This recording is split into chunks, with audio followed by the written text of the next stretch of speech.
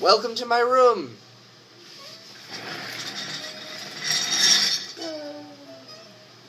I'm just kidding. I'm at work right now. Shh. Which explains why I'm wearing orange and a UMass Boston shirt.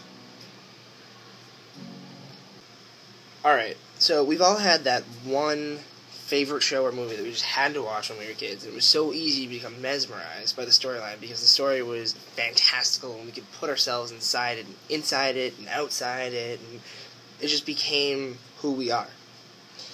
Not to mention the fact that television, back when I was a kid, like way back in the 90s, TV was so much better than it was now. I mean, I can remember millions of shows that I just loved to watch when I was a kid. Like, when you get Sesame Street, Blue's Clues, Little Bear, Zoom, Franklin, Arthur, The Wild Thornberrys, Hey Arnold, Doug, The Rugrats, Kim Possible, Courage the Cowardly Dog. Actually, never mind, that was weird, but I still watched it. So, then there's As Told by Ginger, Lizzie McGuire, Phil of the Future, Liberty Kids, I think I said that already. There were just tons of them. Alright, well, I mean, that's only 18, but it's still kind of a lot. And the movies. Don't even let me get started on the movies. Alright, no. We'll get started on them before time. Versions like 1 through 12. The Rugrats, again. The Wild Thornberrys, Lion King, and there was Hercules, which I actually just watched again because I wanted to relive my childhood and, like, have an excuse to sing. You know, like, who puts the glad in Gladiator?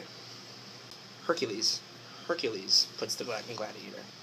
He does. The Little Mermaid, Rescue Rangers, RESCUE, Rescue Aid Society, Aladdin, what else? Shrek, the Aristocats, Heads Held High, Touch the Sky, You Mean Everything to Me, All Dogs Go to Heaven, Toy Story 1, 2, 3, which came out like 10 years later, but here's a little shout out to the makers of Toy Story 3. Fuck you. Honestly, that was the most frightening experience of my life. Literally, like, this is not just coming from me, this is coming from everyone in my generation. Alright, so we're sitting in the movie theater, like, we hadn't seen a Toy Story since we were kids, and so we hear, oh, Toy Story 3's coming out. I'm gonna go see it because I want to relive my childhood. So we do. I'm sitting in the movie theater and I'm watching it and I'm loving it because it's like, oh, this is great. Woody, yeah, oh my god, Woody. And then fucking this part, like, stuff happens and then they just go into an incinerator and they're all holding hands and inside, like, in the middle of the movie theater, inside I was like, oh god, no, Woody, no, what is going on? Like, oh, like this can't happen. It can't. Inside of me. But outside, I'm like,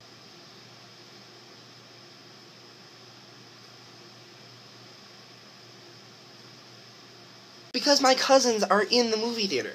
That's why. Because they're right next to me. They're like, one's here, one's there. I'm not about to cry like a babbling idiot because my childhood is about to be destroyed. I'm just not going to do it. I'm not. Alright, so get your shit together.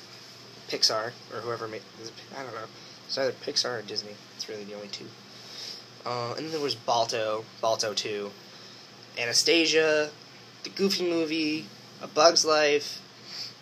So, I mean, I don't know, I just feel like the songs that go with them, the characters, these movies, they're really, they're a part of me. They're a part of a lot of my friends and a lot of kids that I know, because the creators of them were the first ones to introduce to me, like, real life concepts, like problems, like personal problems, overcoming an obstacle, accepting the death of a friend, or death in general, realizing that beauty is what matters on the inside instead of what's on the outside, not caring what other people think of you, or how to overcome what other people think of you, how to rescue a damsel in distress. These are real life things that kids need to learn, and I feel like I learned them because of the movies that I watched as a kid.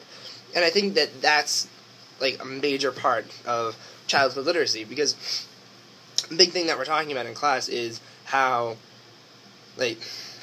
literacy develops outside of the classroom mainly, and about how you can be literate and never go to school like a day in your life. Ever.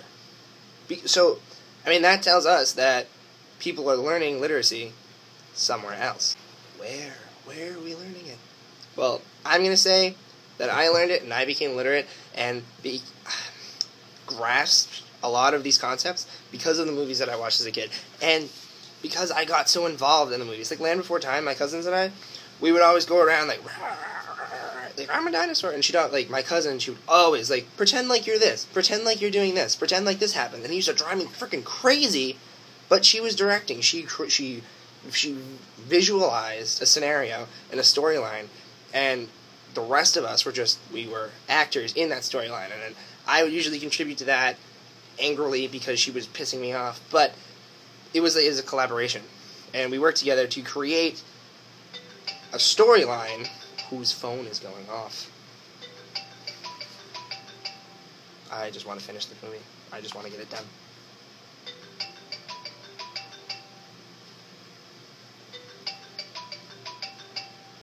So we worked together to create this storyline because we both saw different aspects of the bigger picture. Because we felt that we were characters from the TV show. I was Littlefoot. She was probably Sarah, because she was, like... And, like, our younger cousins, they could have been, like, Petrie, Spike... Maybe Chomper. That's another one.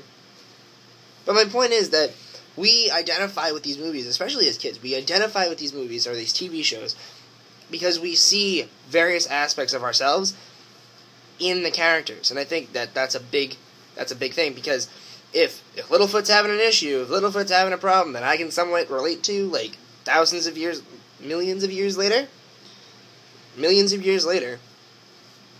I can see how he overcomes it, and even if I haven't experienced what he's experiencing, like, even if the Tree Star Forest isn't in threat, like, isn't being threatened by, like, locusts, if my Tree Star Forest is okay, and I don't have to deal with that yet, I can still see how he would deal with it, and then internalize that, and apply it to different scenarios, and that's literacy. That is how I became literate, because I can see how the character addressed issues, the character who I related to addressed issues, and could then say, alright, he did it like that, so if I ever experience something like that, then I can do it like that also.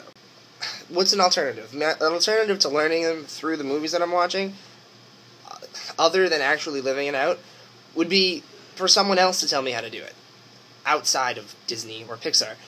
So let's say my mom sits me down and starts telling me how to deal with death by telling me a story, this really elaborate story about a lion who witnesses the death of his father when he sees his uncle shove him off of a cliff and into a raging stampede of gazelle.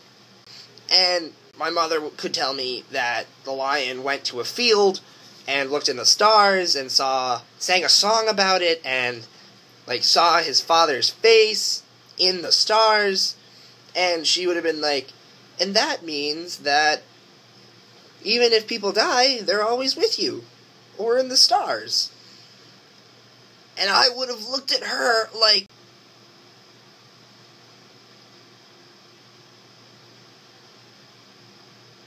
Because mothers can't tell these stories. I mean, they can, but they shouldn't, because it's weird.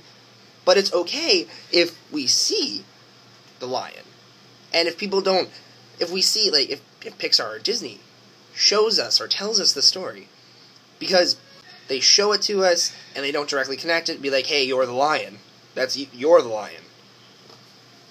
But instead they say, alright, here's a story of a lion who you may or may not connect with. It's a great story. It's got some animation, alright? It's got some fight scenes, some claws, some starry pictures, a song or two. But they can present it to us like that, and we choose to relate to it or not. Or relate to some aspect of it or not. We can choose that. But if our parents tell us, then we feel a connection through them, and we feel like they're directly telling us, alright, this is a story that pertains to you, and therefore you should take everything you can from it. It's just different. And I think that's why I became literate in this way, through the movies that I watched, because I was kind of a third-party observer. I was a third-person observer. I chose to put in the movie. The movie told a story that I chose to connect with because I saw some similarities. Another example, my cousin and I were watching the Goofy movie, and it's the Goofy movie. Like, freaking Goofy is awesome, and it was the second one, and Goofy's older now, and Max has grown up, and Max goes off to college, and Goofy makes him breakfast or something, and Max just goes and Max hops in the car and leaves, and then it shows Goofy, and Goofy's face is like, and Max leaves. And I'm here thinking, alright, he's going to college. That's what happens. But my cousin, she was over here in the freaking corner, crying. Crying, because she did not want to go to college. We were 8 years old, and she was always worried about college. She was already worried about college. Because she knew that her going to college, or she thought then that her going to college meant that she had to leave home. And she saw what Disney did was they showed, instead, they didn't show Max right away. They didn't show going to college. They showed what you leave behind. They showed what you left behind, your parents, and how they were sad. And that's what made her sad and made her feel guilty, even though she's not Max. But she could identify with Max because she knew that she would have to go through the same thing, and that her parents would have to go through the same thing. Like, what? What are you doing, Disney? What are you doing? That's what they're doing. They're fucking preparing you for life. They're preparing you for life. And we don't even know about it. We just see a story. And I think that's the really cool thing about childhood literacy, is because we pick it up and we don't even know we're picking it up. Boom. That's all I got for you. Hopefully that was enough.